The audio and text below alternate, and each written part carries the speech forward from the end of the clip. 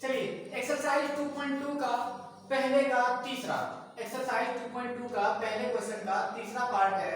इसमें आपको एक पॉलिनोमियल दिया हुआ है, ठीक है। और ये जो पॉलिनोमियल है ये देखिए अच्छे से नहीं लिखा हुआ है। इसको अच्छे से कैसे लिखेंगे, इसको पॉलिनोमियल जो लिखा जाता है वो हायर पावर को पहले लिखते हैं, फिर इससे जो लोअर पावर होगा, जैसे एक्स स्क्वायर था तो इसके बाद आएगा एक्स वाला टर्म, ठीक है। फिर इससे लोअर इक्वल टू में जीरो लगा करके इसको आप इक्वेशन बना लीजिए। आपको एक पॉलिनोमियल दिया हुआ था, आप उसको क्या किए, रीअरेंज करके एक इक्वेशन बना लिए, ठीक है।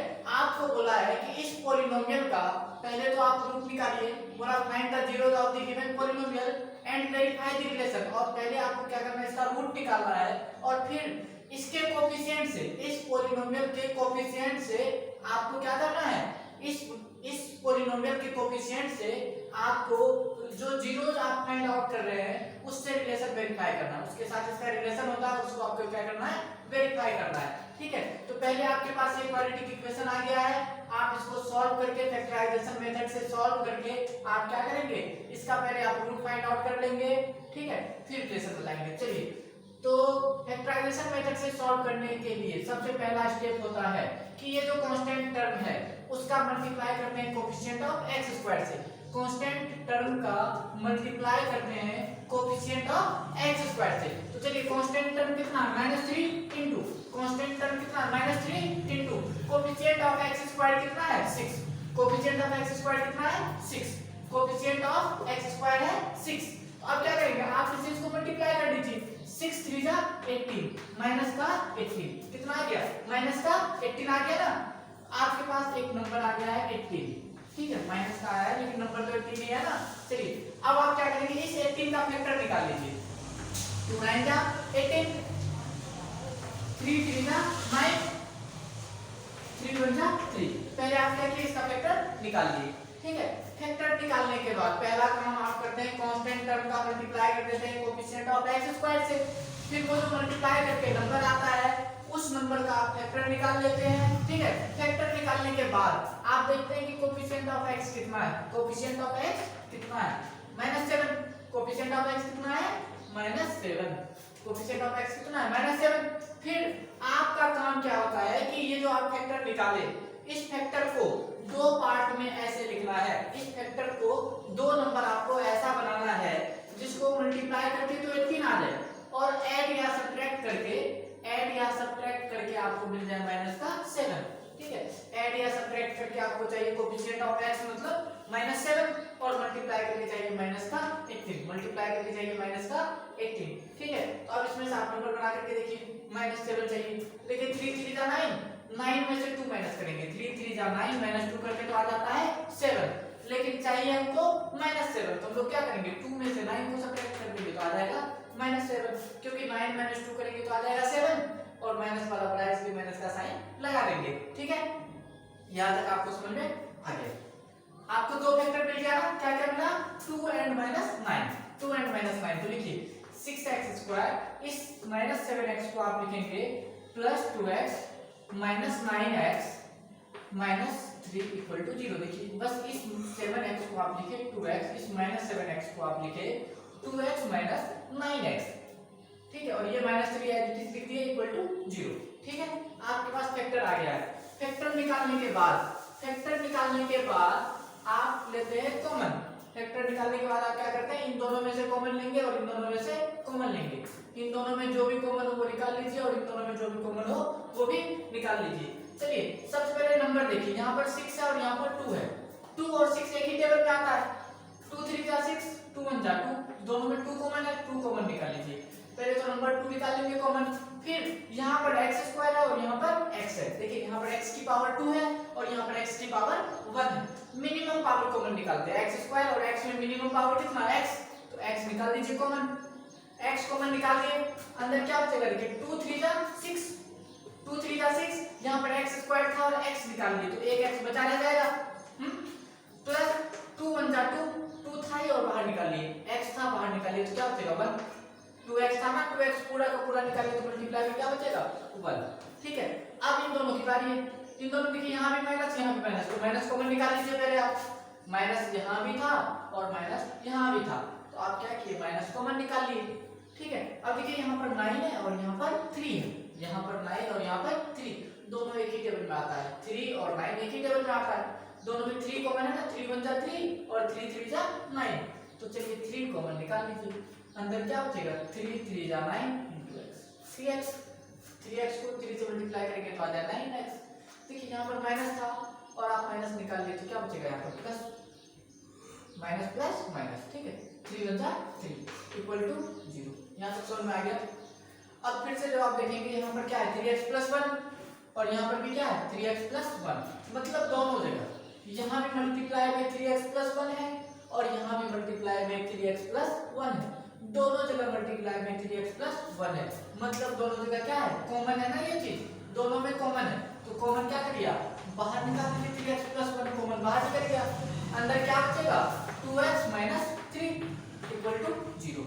ठीक है, बाहर यहाँ क्या बचा 2x लिख दिए, माइनस 3 लिख दिए, इक्वल टू में 0 लिख दिए। ठीक है, अब इन दोनों नंबर को मल्टीप्लाई करके क्या आ रहा है, 0 आ रहा है ना, इसका मतलब या तो ये 0 या ये 0, आइदर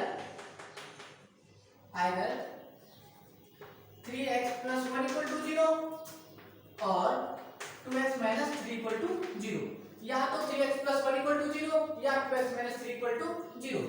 ठीक है, चलिए आपको क्या करना है, x का वैल्यू निकालना है। x का वैल्यू निकालने के लिए आप क्या करेंगे, x को यहाँ छोड़ेंगे और बाकी सबको इक्वल टू के दूसरी तरफ ले जाएंगे। देखिए ये 1 प्लस का है ना, यहाँ पर ये 1 प्लस का है तो दूसरी तरफ जाकर के ये क्या हो जाएगा माइनस का। ठीक है, इक्वल टू ये प्लस में है ना, बराबर के उस तरफ, इक्वल टू के उस तरफ जब ले जाएगा ये हो जाएगा -1, +1 था तो ये -1 और ये 3 मल्टीप्लाई में है ना, यहाँ पर ये 3 मल्टीप्लाई में है तो दूसरी तरफ जाकर के ये क्या हो जाता है डिवाइड में।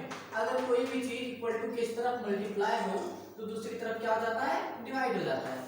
ठीक है, चलिए और ये फिर से यहाँ पर भी 2x, ठीक है -3 था ना, उधर जाके क्या बन जाएगा ये +3, 3 माइनस का था इक्वल टू के उस तरफ गया तो क्या बन गया प्लस का 3। ठीक है, और ये 2 मल्टीप्लाई में है ना, यहाँ पर x के साथ 2 मल्टीप्लाई में है ना, दूसरी तरफ जाकर के ये क्या हो जाएगा डिवाइड में हो जाएगा। ठीक है, मल्टीप्लाई था तो क्या हो गया डिवाइड हो गया, x का दो वैल्यू मिल गया ना आपके पास। ये एक आप जो है पॉलिनोमियल का जीरो आप फाइंड आउट कर लिए, इस पॉलिनोमियल का आपके पास 2 जीरो मिल गया है। ठीक है, 2 रूट आपके पास आ गया है। अब आपको बोला है कि verify the relation between coefficient and roots, आपको बोला है कि verify the relation between coefficient and roots. तो रूट्स तो आपके पास आ गया, अब आपको क्या निकालना है कोएफिशिएंट निकालना है। कोएफिशिएंट कैसे निकालते हैं, देखिए क्वाड्रेटिक इक्वेशन जो होता है इसका standard form ax² + bx + c = 0। Quadratic equation कैसे लिखते हैं, ax² + bx + c = 0। इसका मतलब क्या होता है, देखिए x² के साथ जो मल्टीप्लाई में नंबर होता है उसको हम लोग बोलते हैं a, x² के साथ जो मल्टीप्लाई में नंबर होता है उसको क्या बोलते हैं a, x के साथ जो नंबर मल्टीप्लाई में होता है उसको बोलते हैं b, x के साथ जो नंबर मल्टीप्लाई में होता है उसको बोलते हैं b, और कांस्टेंट टर्म जो होता है उसको बोलते हैं c। x² के साथ जो उसको a, x के साथ जो मल्टीप्लाई में होता है उसको बोलते हैं b, और कांस्टेंट टर्म जो होता है उसको बोलते हैं c। ठीक है, तो आप यहाँ देखिए a कितना दे रखा है, x² के साथ जो मल्टीप्लाई में होता है उसको बोलते हैं a, x के साथ जो मल्टीप्लाई में होता है उसको बोलते हैं b, और कांस्टेंट टर्म जो होता है उसको बोलते हैं c। कांस्टेंट टर्म कितना -3, x के साथ मल्टीप्लाई में कौन है -7, x² के साथ मल्टीप्लाई में कौन है 6, तो a इक्वल टू कितना हो गया 6। x के साथ जो मल्टीप्लाई में है उसको बोलते हैं b, तो ये हो गया b इक्वल टू -7 और c इक्वल टू -3। आपके पास कोएफिशिएंट आ गया है। ठीक है, कोएफिशिएंट आने के बाद अब दोनों का रिलेशन वेरीफाई करना है। तो दोनों में रिलेशन होता क्या है, देखिए दोनों में रिलेशन होता है sum of roots equal to -b/a। Sum of roots equal to क्या था -b/a। आपको a b और c तीनों पता चल गया है। सम ऑफ रूट्स क्या होता है -b/a। तो पहले आप निकालिए, और प्रोडक्ट ऑफ रूट्स पहले लिखिए, product of roots equal to होता है c/a। सम ऑफ रूट्स क्या होता है -b/a, प्रोडक्ट ऑफ रूट्स क्या होता है c/a। आप क्या करेंगे, पहले सम ऑफ रूट्स निकाल लीजिए। सम ऑफ रूट्स का मतलब होता है दोनों रूट को ऐड कर लीजिए। पहला रूट कितना -1/3, दूसरा कितना है 3/2, पहले पहले क्या करेंगे आप 3 और 2 का एलसीएम निकालेंगे। 3 और 2 का एलसीएम कितना आएगा 3 2 जा 6 3 2 जा 6। अब आपको चेक करना है कि 3 के टेबल में 6 कितनी बार में आता है। 3 के टेबल में 6 कितनी बार में आता है 2 बार में। 3 2 जा 6 तो जितनी बार में आया ऊपर वाले को 3 से मल्टीप्लाई कर लेंगे। 3 2 जा 6 तो ऊपर वाले को 2 से मल्टीप्लाई कर लेंगे।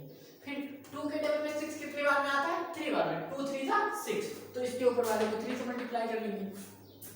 ठीक है 2 1 जा 2 माइनस का 2 को जब -1 से मल्टीप्लाई करेंगे तो आ गया -2 प्लस 3 3 जा 9 3 3 जा 9।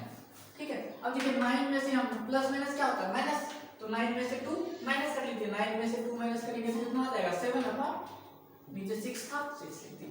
ठीक है अब सम ऑफ रूट्स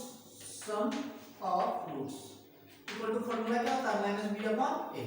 ठीक है पहले तो आप सम ऑफ रूट्स कैसे निकाले दोनों रूट्स को ऐड कर लिए x का जो वैल्यू था दोनों को ऐड कर लिए।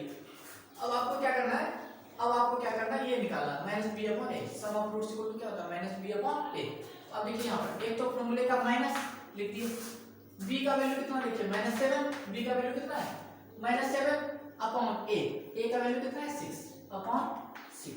ये कितना हो गया माइनस माइनस प्लस 7 अपॉन 6। देखिए दोनों सेम आ गया ना ये भी 7 अपॉन 6 और ये भी 7 अपॉन 6।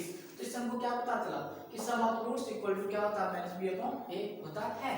ठीक है अब आपको क्या निकालना है प्रोडक्ट ऑफ रूट्स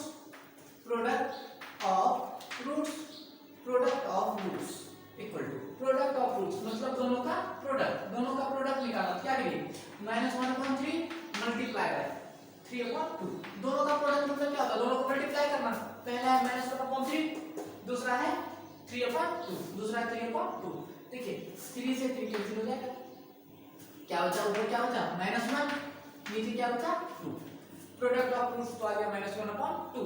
अब प्रोडक्ट ऑफ रूट्स का एक फॉर्मूला होता है क्या होता है product of roots equal to क्या होता है c अपॉन a। c कितना देखिए -3 अपॉन a कितना देखिए 6 3 1 जा 3 3 2 जा 6 कितना आ गया देखिए ऊपर क्या है -1 और नीचे 2। देखिए दोनों सेम आ गया ना ये भी -1/2 और ये भी -1/2।